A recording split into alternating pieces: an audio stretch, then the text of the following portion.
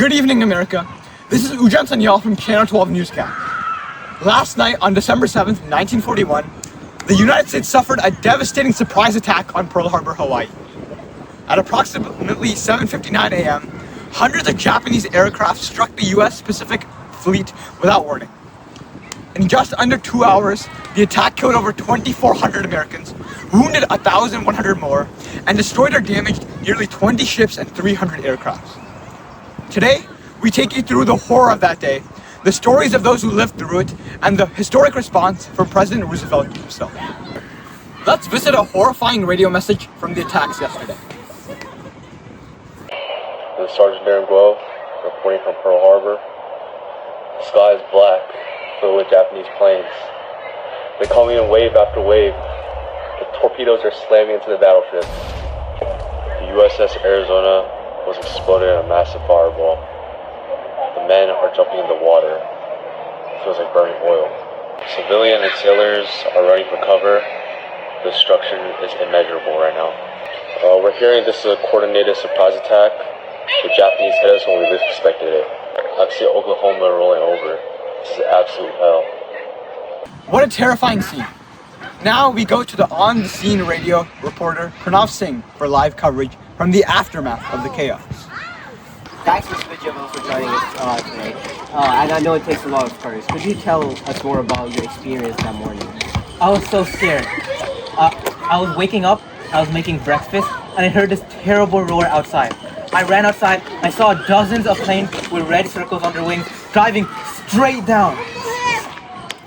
The ground shook violently. I fell to my knees. I didn't know what to do. My husband was fighting the resistance forces. I didn't know if he was alive or dead. Oh my god, I'm so sad. What did you do, Mr. Oligado? What I did is I grabbed my children and ran towards the shelter with our neighbors.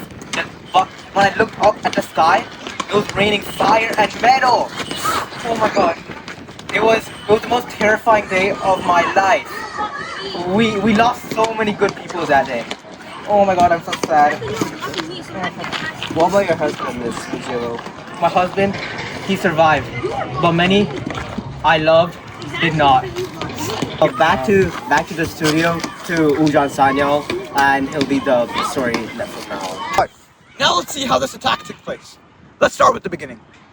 On November 29th, 1941, Japanese planes took off and started to depart to Pearl Harbor. The US was unaware of this.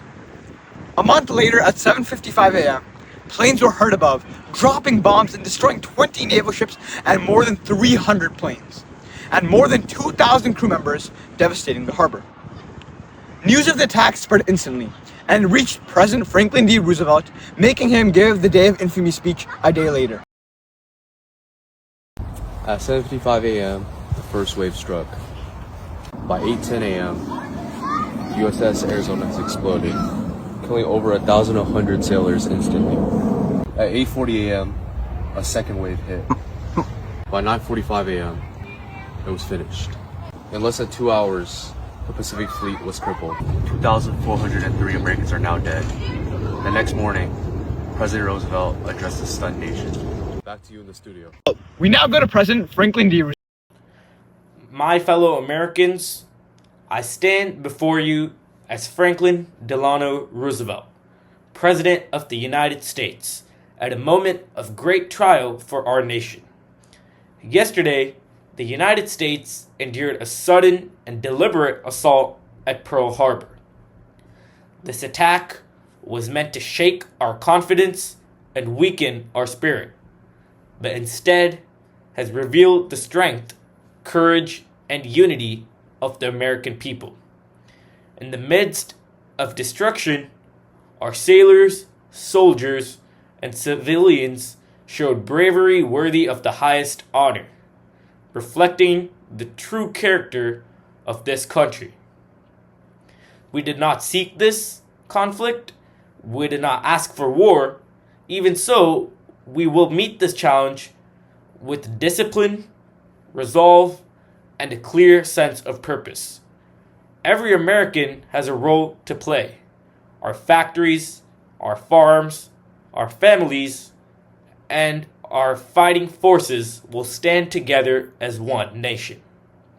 With faith in our cause, trust in one another, and determination in our hearts, we will move forward until peace, freedom, and security are restored. The attack on Pearl Harbor united a divided nation.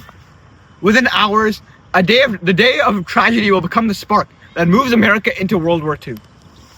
To all the men and women, to the survivors, and to those we lost, we remember you.